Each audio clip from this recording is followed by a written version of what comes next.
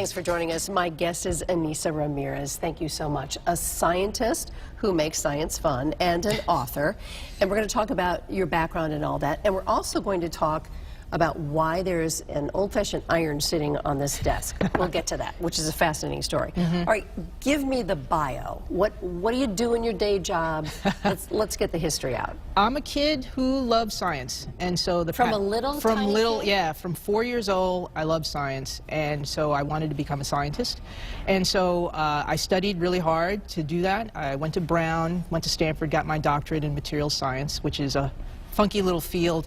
If you had chemistry and physics together, somewhere where they overlap is. You're frightening me now. I know. You asked me. Sorry, we'll get that out of. We'll get that. And then I taught for a while. I was at Bell Laboratories in New Jersey. Then I taught at Yale for a while. And then I said, you know, I think where I can make the biggest impact is to get people excited about science, just like television shows did for me as a kid. How do we explain science in a way that's understandable to everyone? So I kind of took the leap from academia. And I started writing books and started podcasts, started doing videos on science, and so that's kind of been my journey. And right now, what's taking up my most of my time is writing books. So, where were you when I was a kid struggling in science? Because math and science, and I'm married to a Yale professor of medicine. I know. He's the other side. He's the complete other side. So making science fun, how do you do that? And are you talking about lower grade levels, high school? I mean everyone. I think everyone has a smart 12-year-old, and that's what I'm trying to tap into.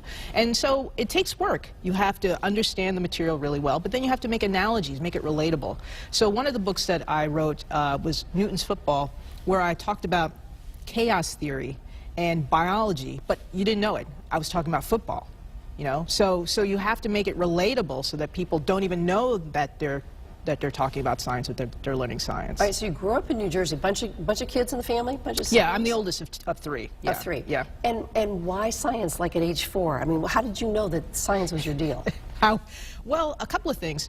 There was a PBS television show called 3-2-1 Contact, which kind of sealed the deal for me because there were kids that were using their brain and they were just such a positive role model. So that was number one. My dad repaired computers and he would come home with his toolkits. So that was another thing. My mom was a nurse, so there was dissection kits, and so all this stuff kind of fed my thinking about science. My brother after me, he's an electrical engineer, and the brother after me, he's in business. So you're all very smart. No, we're not. We've just figured out what it is that we like to do. Which, you know, if you can do a lifetime of that. How about that? How about that? Exactly. Right? All right, so you do a lot of writing, and when you and I were chatting, you sent me this article that you wrote about Sarah Boone. Yeah, yeah. And Sarah Boone, for all intents and purposes, is the woman we credit for the ironing board. Well, she created an early ironing board. I called her New Haven's Hidden Figures. You know, if you make a patent, patents always kind of look alike. There's different, like, you may have something and I may have something, we'll both get a patent. So she may not be the original patent, but she had a version of the of the ironing board. And she has a remarkable story. Tell me about Sarah Absolutely. Boone. Well, she got a patent in 1892. African-American woman got a patent for an invention. And what's incredible about that, except that, you know, she was 60 years old and had to go through the whole patent process before women could even vote, is just 2 decades prior, she couldn't read. So she learned how to read, she took classes at church, and from there, she learned how to read technical documents so that she can write down her patent to describe that her invention was unique. We have a couple of places where she grew up.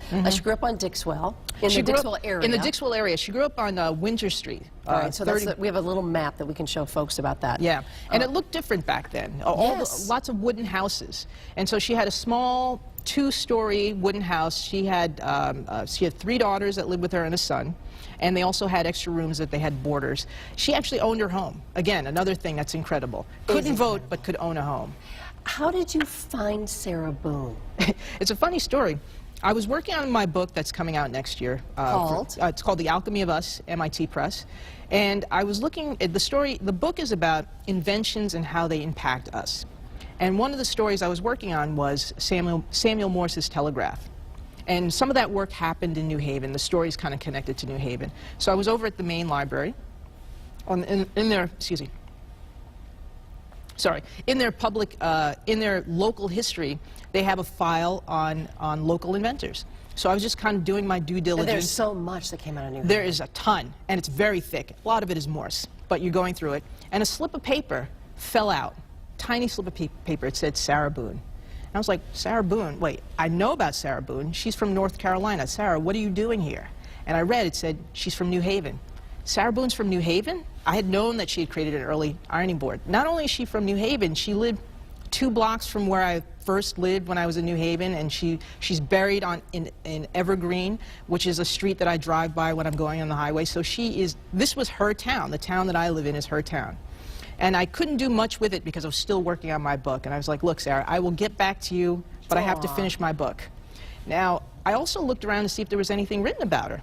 Nothing. And no pictures. No pictures. That's what's so sad. And so that's why I'm on this this journey to rehydrate her life, but also to find her ancestors, her kin, because maybe they have pictures. Because the pictures that are online, there's different pictures. They're not her. So we need to find an accurate This sounds picture. like another book. Yeah, well, I'm actually working on a children's book because there isn't. Of course you are. Well, because I think I walk around and I'm like, hey, do you know that the ironing board came from New Haven? And people are like, no, I didn't know that. People who've lived here all their lives. And so I feel like, well, I have this information. I ought to be able to have it, to share it with folks who live here. Well, I'm fascinated by by what she did at age 60. Yeah. Could not read. Right. And then gets a patent. Let's show there's a picture of the patent. This Right. is what the early. So the reason why this was an important invention is because at the time, New Haven was the corset capital of the world. Sure. And so you used to iron back in the day with a plank on top of 2 chairs, and it was hard to get tight clothing ironed really well. So she created this special ironing attachment that would go into a sleeve or go into a narrow part of the waist so that you could iron it. So it was an invention that she needed for her own business because she was a dressmaker.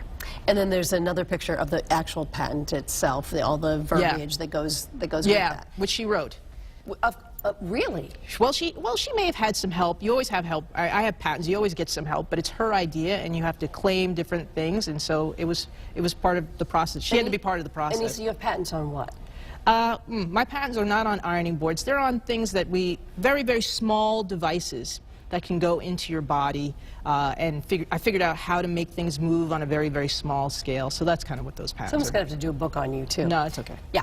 But anyway, so you bring in this iron. That's right. So because dressmakers back in the day had to heat it up on the stove. That's right. They heated it up on the stove. Now, back in the day, there wasn't any Amazon, there wasn't any Macy's. You got your clothes, either you made it or you hired a dressmaker. And there were quite a few in New Haven. And so if you are a dressmaker and you're trying to outdo someone else, you have to make your clothes look amazing. And one of the ways you can do it is by ironing really well.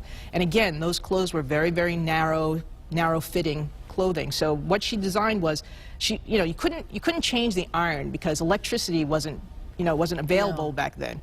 But you could change the ironing board so that you can get to those contours, and so that's what she designed. And the corners. The corners, but it was tight sleeves. If you want it to look really good around the band and around the waist, you need to be able to get something in there that's padded so that you can iron on top. Which she put the padding on the top too. She did, yeah. So a lot of the things that we have in our conventional ironing board, padding, the fact that it's collapsible, those are things that she had in her patent as well. All thanks to Sarah Boone. Yeah. Do you sew as well? I don't sew. I do. So what you're saying to me when you're talking about dressmaking makes perfect sense. Okay. Because when you have an iron, you have to get right into those corners, right? All right. So this, do you know what year this is from? Oh, this may be. This is later, right? This is much later. Because yeah. her patent was what, 1892. Oh, 1892. Yeah. So this has got electricity. So I don't know. It may be even like the 50s or the 40s. What was going on in New Haven in 1892? Well, let me tell you a little bit about her journey. She grew up in North Carolina. Her parents were slaves. She was free. She left North Carolina just before the Civil War. Ends up that North Carolina, Craven County, which is near the water, had this connection to New Haven for some reason. A lot of people vacationed in New Haven when it got too hot. So there was this network that she just kind of fell into, and which allowed her to move into New Haven. Also, that was New Haven was part of the Underground Railroad, Sure. so that was the other thing, the other connection. So she got here just before she was in here in about the 1850s. We don't know exactly when. What do we know about her children? Anything? She had several children. There were 4 that were living in her home. 3 were dressmakers. Henrietta lived in her house for a long time, Henrietta Boone, and she was actually quite popular after her mom's death, so I'm trying to track her down. There was Louisa Boone. She moved to Ansonia, so I'm also trying to track her down. And William Boone, her brother, he also moved to Ansonia, so I'm just trying to track down, you know, her kin that may be in these different cities. So a piece of paper falls out of a folder, and here we are. Here we are on this journey. Talking about Sarah Boone. Right, right. And the ironing board, which was, you know, for her adaptation of it, was made. Did she mass produce? I don't think she commercialized it. I don't think she commercialized it. Too early, probably, to do that. Yeah, but it was more of the. Patents have many different roles. I mean, it's also just, you know, if you get a certificate for something, it's like, look, I created something. I exist might be another thing. You know, if I didn't have that patent, there'd be no way for me to know she existed, really. You know, so that's just another way to just kind of put her mark that, you know, I was here, you know, I was an innovator, and I'm going to leave a patent as a way to kind of send a message in the bottle to someone so that they may write my story, and here I am. I think it's fascinating. Do you miss teaching at Yale? You know, I miss the students, but I teach. I mean, writing books, it's teaching. And I'm teaching to people who, the people that I'm reaching in my books are the people who I think need science a little bit more. I felt like when I was at Yale, these students were going to make it regardless if they had my best efforts or not. But the people that I'm reaching now with my books, you know, they have a different connection to science than they had before, and I think that that's actually more of what my calling is. What's the goal? I mean, you've gone off on your own. Yeah. You're doing your thing. Yeah. What's the goal 10 years out from now? Retirement. You're not old enough. Oh, yes, I am. No, you're not. And you should, I believe that nobody should ever retire. Well, I feel like I've retired. You know, I've retired from academia, but now I'm busy as heck. So I speak for a living. That's what keeps me You're going. on TV a lot. You speak. Well, yeah, but I speak, like I was in Montreal. I do a lot of speaking. I'm trying to encourage teachers. I'm trying to encourage undergraduates as well who are in the sciences to say, look, this is your world, and sorry, we really messed it up, but you really have to learn science so that A, you can fix it, or B, you can be part of the conversation. Because, you know, technology, as you know, surrounds us in every way. How did you end up in part of the story of Deflategate?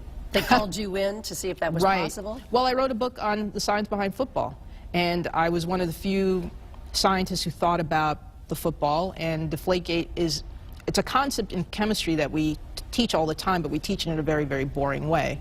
Meaning that if you have a football and you put it in a cold environment, it's going to shrink a little bit. That's one of these principles that, you know, when they teach you in chemistry, it's extremely boring. But Deflategate made that very exciting, so I was able to explain it to a lot of different places, and so I became like the Deflategate person. I couldn't go to Boston because of it for a while. I'm sure you couldn't. Does your mind ever slow down, or are you constantly looking for the next thing? Because that's kind of my problem. I don't think you're saying that like it's a problem. You're right. It's probably I not. don't think so. I feel that because I'm able to be on my own, I can select problems that are interesting to me, which is great. So I'm going to be passionate about that, and I'm going to be completely in. So I think that's, if I'm not in, then I probably shouldn't be doing that project. And just to wrap up with Sarah Boone, do you think we're going to find some secrets out about her as you continue to dig, maybe about the Underground Railroad or her connections to North Carolina and New Haven? Do you have any hunches? Well, she probably had a complicated story because it was a complicated time. So we'll probably see some run-ins with different things. I think she will be the constant thread because she was just such a solid person. People would come to her, people would visit her, people would stay with her. She was that kind of person. But maybe her children were a little, you know, off the rails. So well, I think, you know, relatives. Yeah, that's right. So, but what I hope is just to be able to fill in as much as I can about her story, even if it's a boring story, which I don't think it is, just to uncover it. Boring. Yeah, that's right. Just to uncover it. If she's, you know, I don't think she was mediocre at all, but just to uncover it so that people will, you know, they'll go to the library and they're like, oh yeah, Sarah Boone. Like, I want that to be an understood thing. She's passed away over 100 years and there's nothing written about her, so I feel like I need to fix that. So it's time. It's absolutely time. Renisa Ramirez, thank you so much for being here and coming and bringing your iron and the story of Sarah Boone. Thank you. I can't wait to see what you find out about her. Thank you very much. Thank you.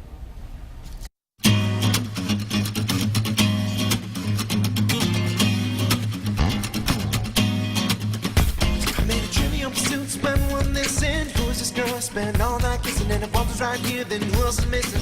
Got a little sidetracked if I'm a wishing to find the keys to the door, but it's also a metaphor. Need to keep locked in the grocery store, but mine just to save time. Skip right ahead to the last ride.